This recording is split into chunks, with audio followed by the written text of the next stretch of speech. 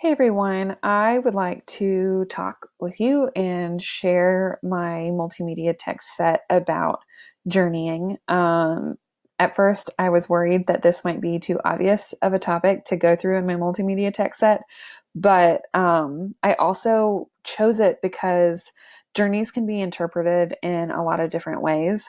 You can journey literally, like Enrique did over and over traveling from uh where his starting point, and it wasn't a linear journey. Oftentimes he had to start over and over and over, go back to Guatemala, go back through Mexico, reaching Nuevo Laredo, and so many twists and turns along the way. But there's also personal journeys or metaphorical journeys that we go on. And no matter what, all people have experienced some type of journey. And that's why I wanted to choose this, because I believe it will allow for high engagement with students, high personal engagement. It will allow students to access their background knowledge, and everyone will have something to contribute to the unit. So the first text I want to go over is A Long Way Gone, Memoirs of a Boy Soldier. And this is, of course, because it's a memoir written by Ishmael Bey, and it's the story of his life with the Civil War in Sierra Leone, and him running away, seeking refuge, getting enlisted as a boy soldier, getting indoctrinated, and doing really violent acts, but then being rehabilitated through a UN program. And he uses his story and tells his story at the UN in order to raise awareness about the abuses that are happening to children in Sierra Leone. And I thought that was a really important aspect of this story, is that with narrative, he is using his story to raise awareness about something that is important for other people to understand in the world. So narratives don't just serve aesthetic purposes and enjoyable purposes, but they can be actionable as well. The next one is The Kite Runner by Khaled Hosseini. And in this novel, the protagonist, Amir, growing up in Kabul in the 1970s, eventually, like, more and more government instability happens, and he and his father have to get smuggled out of the country in order to resettle in the United States. And so that is a dangerous journey. We can explore why that journey was necessary, but there's also another journey towards the end of the novel, a physical one, where he has to atone for something that he did wrong when he was a child by saving his childhood best friend's son from the Taliban. And so that's another journey. And all the while, these characters are growing and changing and developing. And that's another thing to look at in terms of journeying as well. The next one is Long Way Down by Jason Reynolds. And this book is written in verse. So it is a short read, but it's so powerful. The first 70 pages are expository in nature. And then from there, the rest of the story takes place over the course of a few minutes. So it's really quite interesting. So the protagonist, Will, his brother was killed in a drive-by shooting, and Will decides that he's going to avenge his death by killing who he thinks killed his brother. And so he makes the decision to do that, and he gets onto the elevator to travel down, and on each floor he meets a ghost of a victim of gun violence that he has personally known. And you see how Will changes and evolves over time on his physical journey from the seventh floor to the ground floor of his apartment building. And it's really interesting, would provide a lot of engagement for students. The next one is Dear Martin by Nick Stone. The protagonist is Justice, and he is an African-American student at an almost all-white prep school. He's from a poorer neighborhood, so he's an outsider in a lot of ways.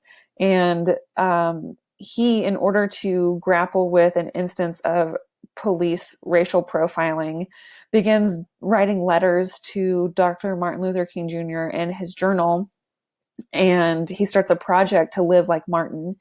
And this journey that he goes on, we can analyze how he changes and how he grows and how he uses and is a model for reflective writing in order to change and grow and come to these conclusions and work through the difficult nature of race in America.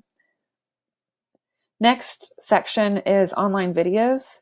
The first one is a video, it's a TED Talk given by Melissa Fleming. Melissa Fleming is the Undersecretary General for Global Communications at the United Nations, and she is also the former communications and chief spokesperson for the UNHCR, which is the UN body that deals with refugees and tries to, it's a social body that tries to help in issues dealing with refugees. So she, in her TED Talk, is working as an advocate to share the stories of refugees and why they choose to make the journey that they make. And often, I know that people sort of wonder, like, why would refugees take such a dangerous journey?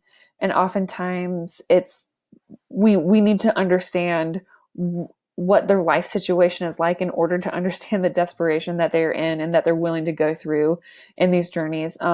It's a really heartbreaking TED Talk, but also Melissa Fleming does a really beautiful job humanizing refugees and basically raising awareness for why it's so important for us to care about this topic.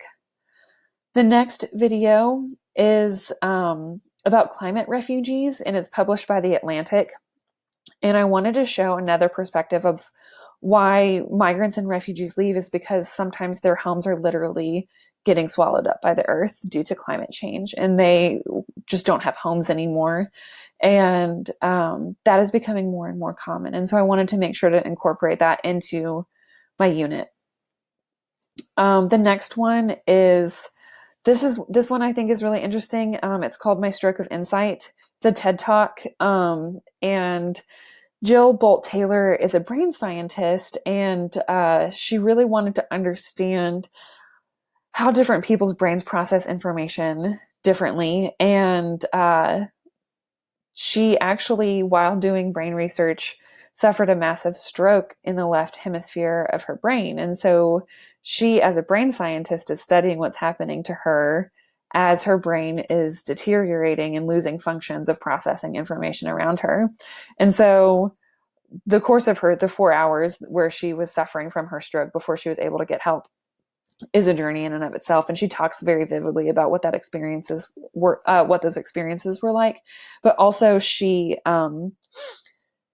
went through a long recovery process and journey as well. And so I thought that was interesting because in some of the details that she discusses about her recovery, she talks about language being difficult, background noises and voices just blending together.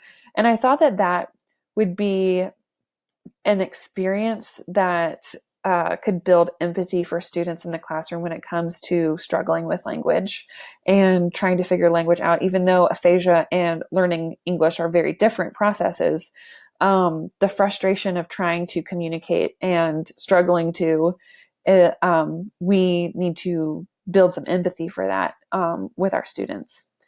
The next one is a TED Talk called War and What Comes After. And this is by Clementine Wamaria. And as a young girl, she fled from Rwanda during the Rwandan genocide. And she just talks about how important words are and the words that we use to describe certain experiences and to designate value to others. Because that's sort of the slippery slope there is when you start to see people as less than human, it's okay to kill them. And so she just talks about the trauma also that she endured even after being reunited with her family. There are many years lost, and I thought that was a powerful connection to Enrique's journey as well. I also chose the graphic novel They Called Us Enemy by George Takei, and he wrote a graphic novel about his time in an internment camp during World War II. And something that is unique about this graphic novel is that it sort of captures a child's perspective of journeying in this sort of way where he didn't understand that this was a result of state-sanctioned racism against Japanese people. And so at first he sort of thought of it as an adventure. And then we see how perceptions change over time. And I also wanted to choose this because it's really easy to look at countries in Africa and countries around the world that do bad things. It's easy to sort of say, like, well, that's not us. And I think as Americans, we sometimes have to really grapple with our own histories and learn from them and do better. And so that's why I also think that this is an important text to incorporate into the text set. The in the movie category, I've just included one, but I think there's a bunch that could be included. I included Finding Nemo, but I think also if we are on the Disney kick, then we could even do the most recent Frozen 2, because there's a lot about journeying and transformation in that. But also there's a lot about that can be tied in with post-colonial themes. And those are important themes for us to have, especially in a world literature classroom. But with Finding Nemo, there's a lot of really powerful parallels about desperation and family and finding each other and going to extraordinary lengths to be reunited with the people that we love. For the websites, I chose an article from the United States Holocaust Museum about Jewish refugees during World War II going to Latin American countries, and some of the pushback that was developing at that time. And I think hindsight is 2020 often when it comes to history. And I think especially with World War II, we like to think, I would do things differently. I would make the right decision. Of course, I would, help my Jewish neighbors out.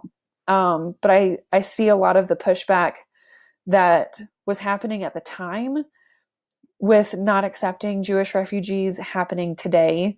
And so it's an important thing for us to reflect on and look at our attitudes towards refugees and accepting others and helping others. For a podcast episode, I chose an episode of Pod Save the People. I really like this podcast because the format is half discussing news stories that don't break through the mainstream headlines and like the constant barrage of things that are going on in, to be quite honest, a Trump administration.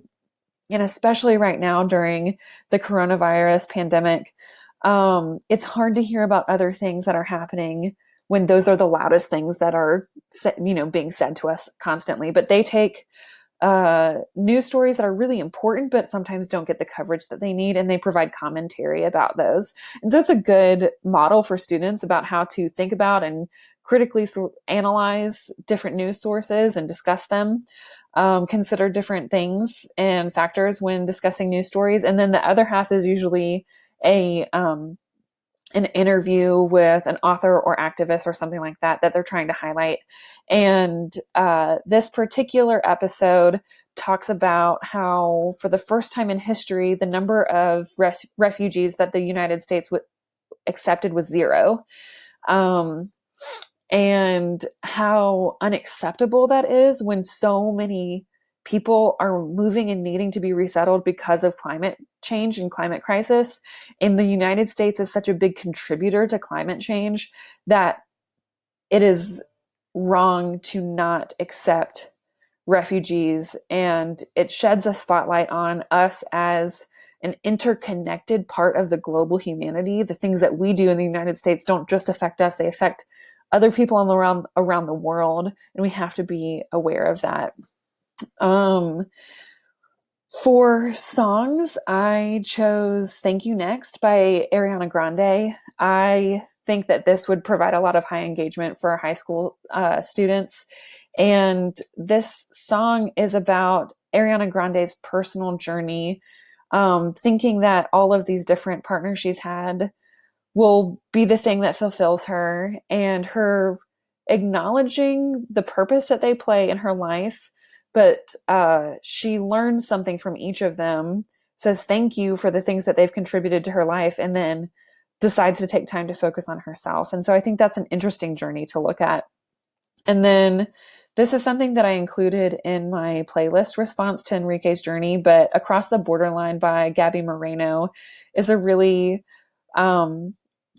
interesting song that discusses the perception of America as being sort of paved in gold, the land of milk and honey. It'll sort of save you from all the things that you have been struggling with, and then it often being very disappointing and uh, not what it was sold to Central Americans as being, uh, even though it was still and oftentimes necessary for them to leave and for them to try a chance at a better life. It also talks about the United States as a complex um,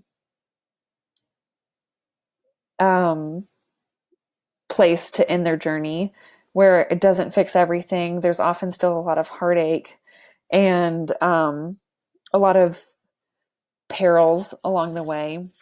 And so I wanted to include that, especially because it's a good tie into Enrique's journey. And for short stories, I wanted to choose The Briefcase by Rebecca Mackay. And this is a story about a political prisoner. And I wanted to include this because political suppression is often a reason why people leave, political refugees. And so I wanted to showcase the consequences that exist for people who live in regimes that don't honor free speech, and that being a reason why people leave.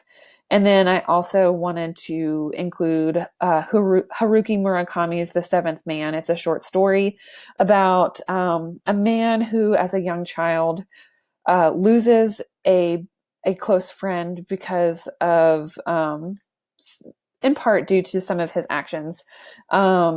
He gets swept up by a huge wave, and so he spends his life being afraid of the ocean, refusing to go near the ocean, moving, changing the whole trajectory of his life. And eventually he journeys back to his hometown to confront his guilt and his fear, and has a very cathartic moment at the end that where he sort of like looks himself in the mirror and says, like, I'm going to change in order to reach closure with this very traumatic event that happened in my life.